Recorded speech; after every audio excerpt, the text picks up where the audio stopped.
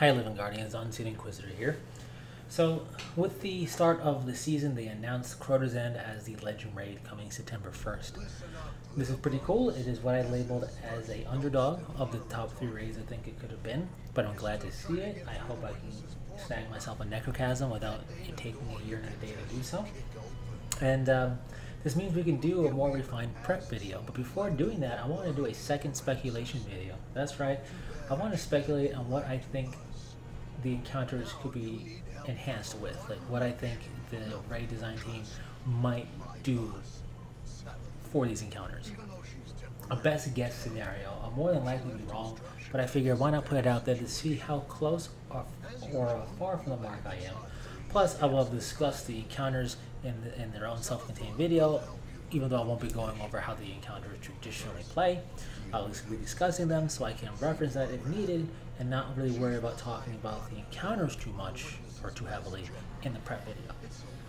So, with that being said, I encourage you to pull up a chair, hang out, and share your thoughts on what you think might happen for the encounters in this Legend Raid in the comment section down below and be part of the conversation. I'm going to be operating under the assumption of their mission statement they first told us, which is they want to enhance the raid and bring it into Destiny 2 raid standards and evolution and philosophy, right? Without changing the core feel and experience of the raid. So yes, the encounters will be added to, it'll be more difficult than their Destiny 1 versions and everything else, but at the end of the day, if you play a Destiny 1 version and then play the Legend Raid version from Destiny 2, the core experience of what you are doing and what it feels like should remain intact and virtually the same. Now that is a bit of a gray area, sure, but that is what I'm going to operate under, and I take that to mean certain things such as raid mechanics will not be changed or added to, but just kept as they are and tweaked and enhanced. So they're not going to remove certain mechanics for another mechanic or anything like that. And also I take that to mean the maps will stay the same. Obviously they'll look way better in Destiny 2, but I think that means like the map and the locations of things, not chests, they do move the chests around, secret chests around, but I think the location of things we have to do remains the same. Think of Vault of Glass, think of King's Fall. Nothing really moved, right? And the pathway is more or less the same. I think that would be the same here. So I'm operating off of that style of assumption. With that said, I will not be going over in detail how the encounter normally works. So, and I'll say this also in the prep video, I encourage you to check out a old Destiny 1 raid guide that's on the internet. There's plenty of them out there, whether you want to watch it or you want to read it, whatever your style is. I definitely encourage you to go and check out that style of guide on the internet to refresh yourself. I did this myself. I played the raid in Destiny 1, but as a refresher, I checked out the guides that I could find. I encourage you to do it as a refresher, and if you've never done the raid before because you never played Destiny 1, let's say, I encourage you to check out these guides just to get a bit of a lay of the land so you're not completely lost on what's going down. In any case, with that said, this is the second raid Bungie made for Destiny. It is not just a copy and paste of Vault of Glass formula. It does things a bit different. It is a much more action-oriented raid, and it is showcasing that combat, right, enemy density of combat and simple mechanics can still make a fun, effective, and challenging raid, and that's true. So, as a result, we are right in the thick of it from the very first encounter. There's no door opening encounter, if you will, like in Vault of Glass, for example. The confluxes in Vault of Glass are the first real encounter of that raid. Opening that door isn't a true encounter. It's not like Darkness Zone, like there's no wiping potential or anything like that. Well, for Crota's End, we just have the first true encounter. There's no door opening concept. So the very first thing we do, we can wipe it. This is traversing the abyss. This involves the lanterns and Weight of Darkness, which I think will remain the same. If this sounds familiar to you, that's because the Lightblade Strike took this element from Crota's End and applied it to the Strike. One of the reasons I was kind of put Crota's End as an underdog is that they took Crota and they took this first encounter and they put it in Destiny 2, not in a raid. So, anyways, here we're facing Hive. It's really dark because we're literally in the Abyss. We're traversing the Abyss quite literally. And there are death pits to watch out for.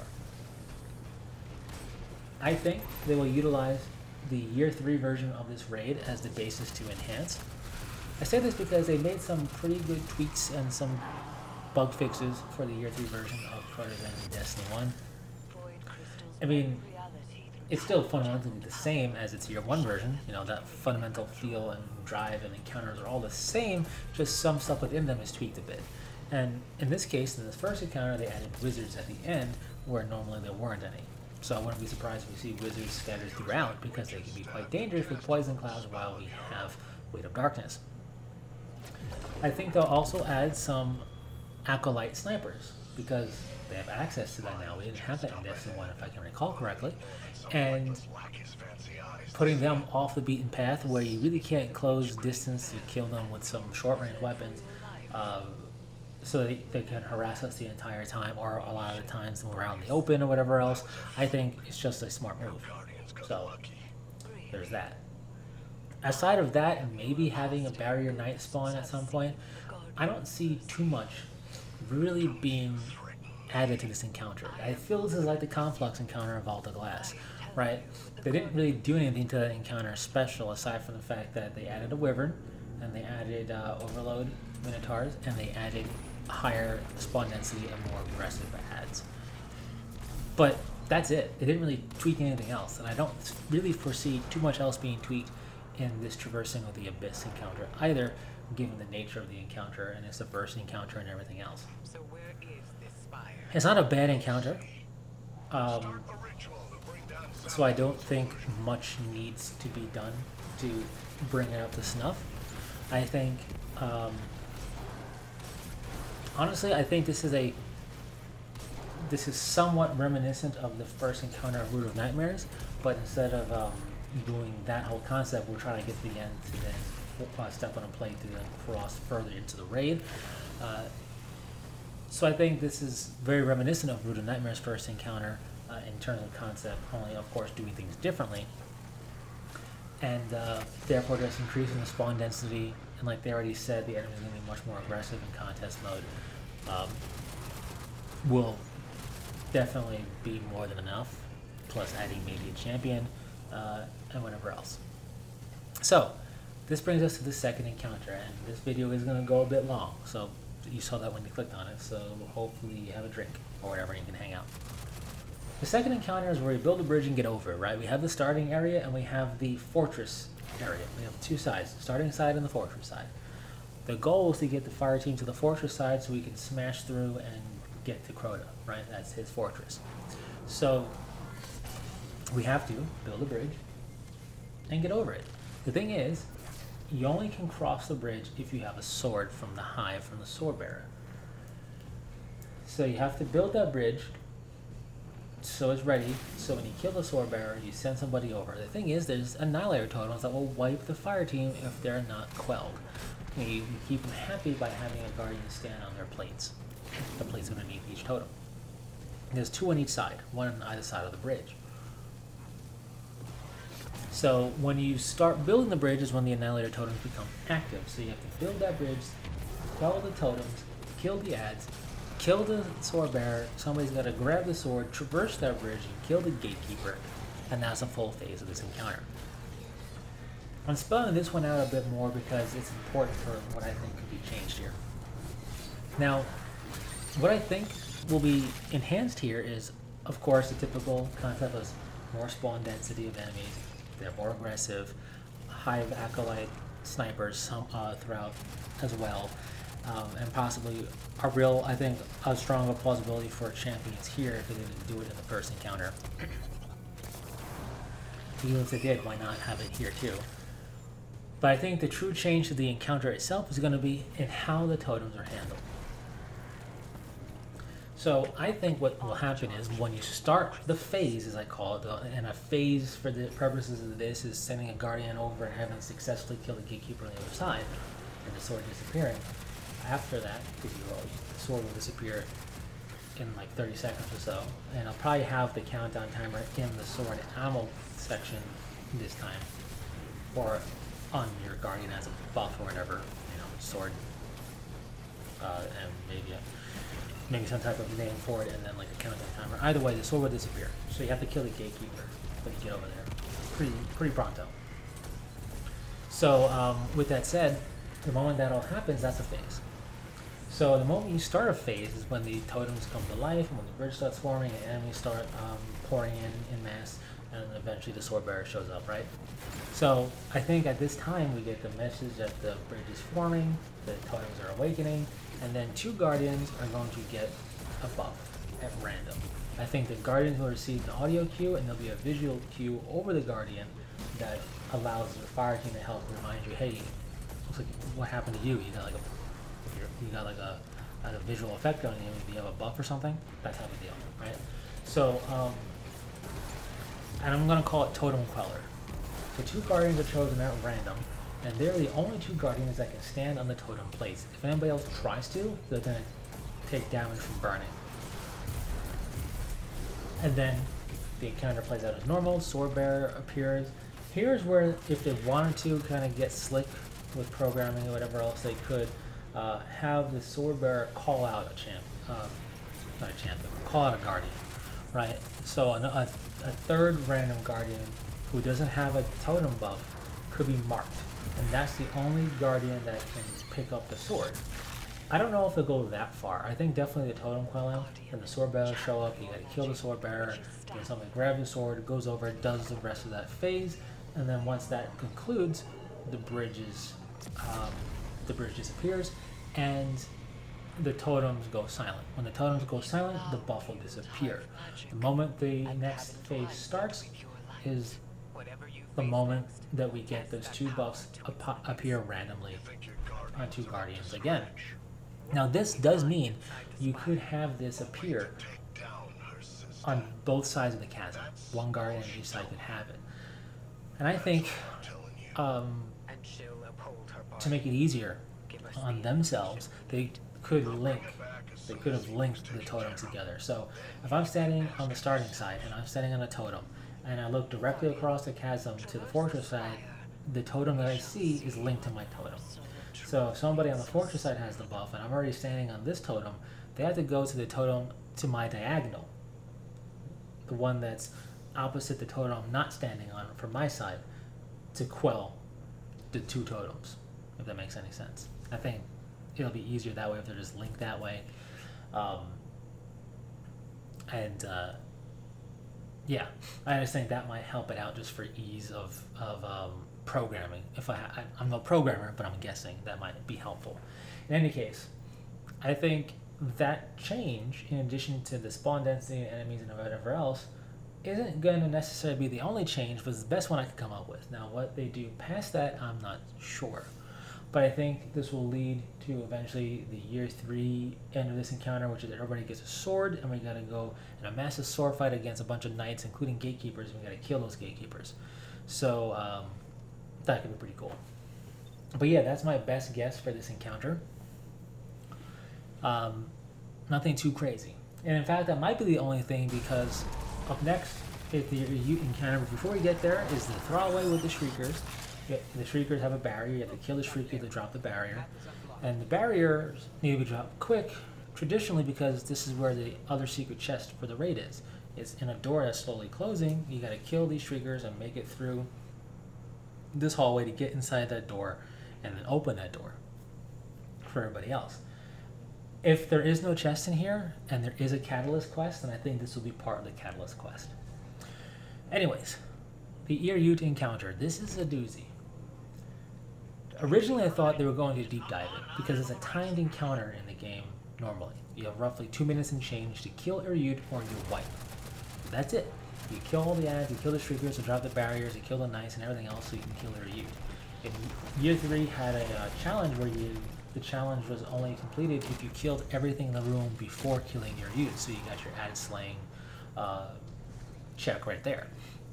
And I figured if this is the way the encounter is going to stay, that would be mandatory, that she would be immune until everything else is dead. So it would be quite a tight window, since there'll probably be even more enemies in here.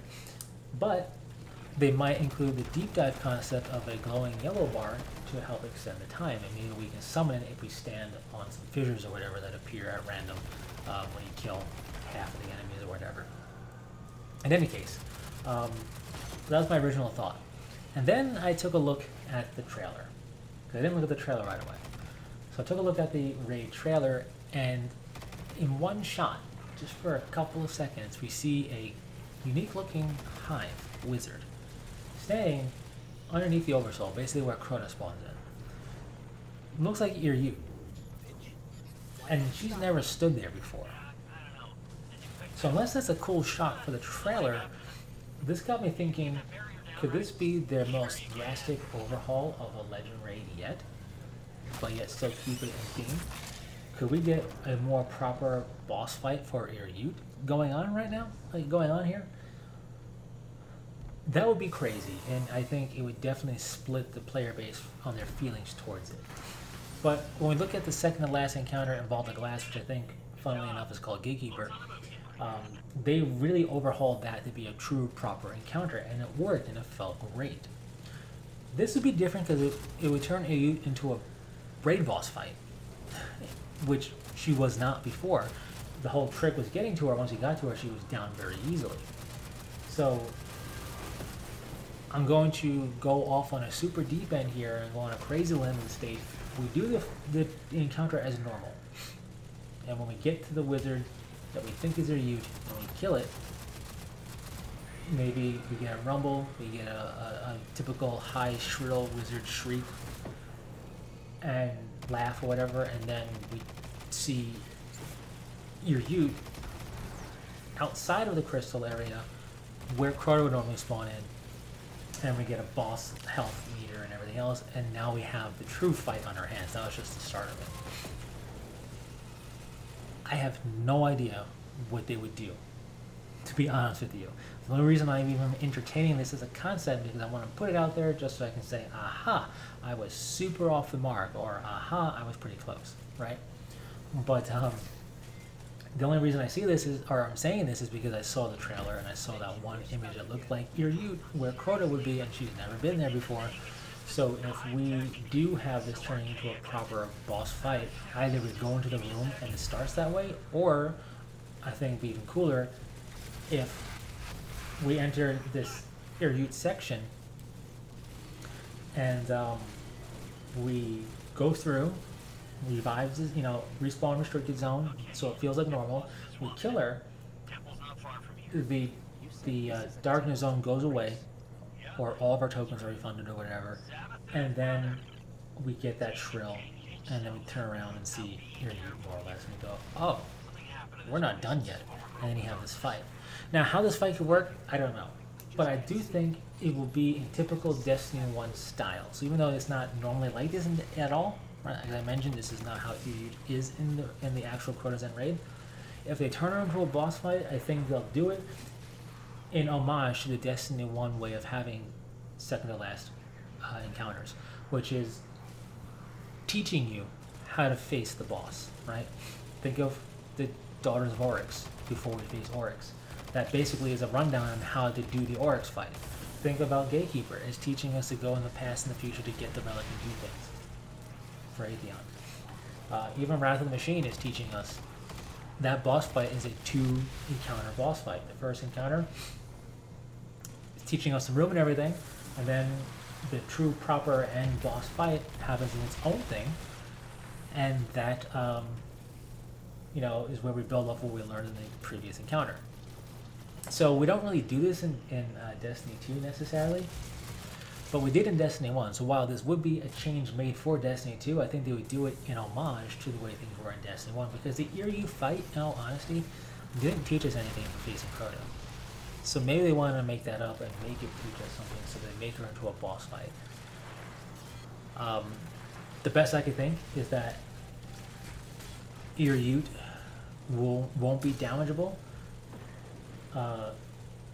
until we get a sword bearer, but instead of using the sword on her, she might be flanked by gatekeepers, and you have to kill the gatekeeper with the sword to make her vulnerable, and then we can do a damage phase or whatever.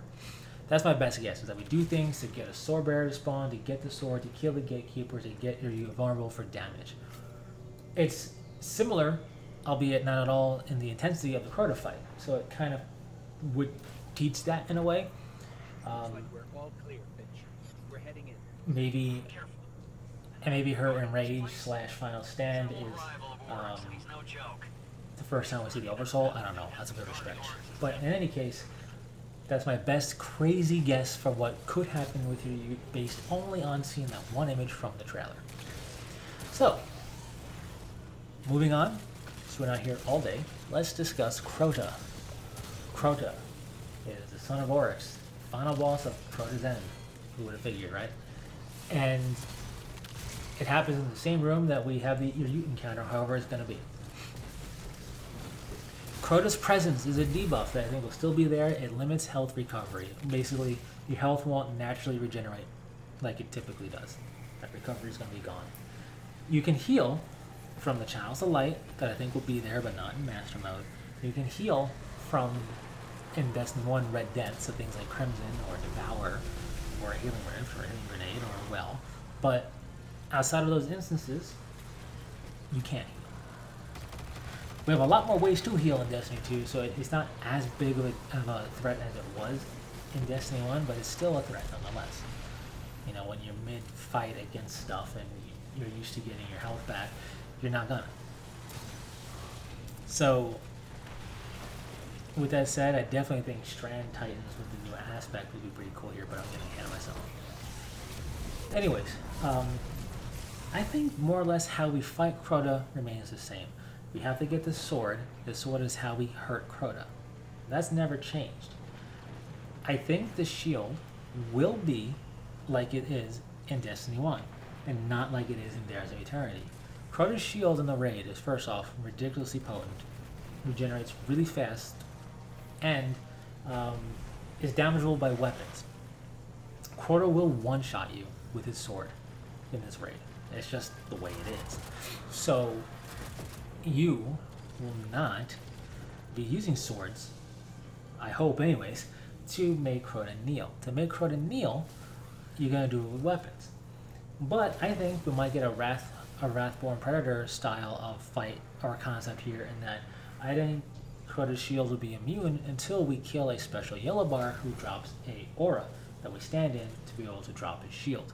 We saw this in the salvage fight, right? One of the salvage bosses has this from Season of the Deep, and we saw this in Wrathborn Predator hunts, Wrathborn hunts, I should say, whatever. So I think this will appear to damage Crota's shield. The reason I say this is because before we could do it basically whenever the sword bearer was ready. You know, so you kill the sword bearer, the one guardian goes to grab the sword, gets in position, and then you make Crota kneel. And we could do it at our leisure, more or less, once we were in position. I think this will add some intensity to that, because now we got to kill that sword bearer. The sword does, you know, last like disappears like it did in the second encounter. So, sword bearer is killed. A guardian grabs that sword, gets into position. We gotta now kill this. Make sure we have this special hive enemy killed to make an aura in a position, hopefully, where we can see Crota. Which means it's probably going to put us in a more perilous position where we're closer to Crota. And if Crota randomly repositions, we were going to have to get out of dodge fast, right?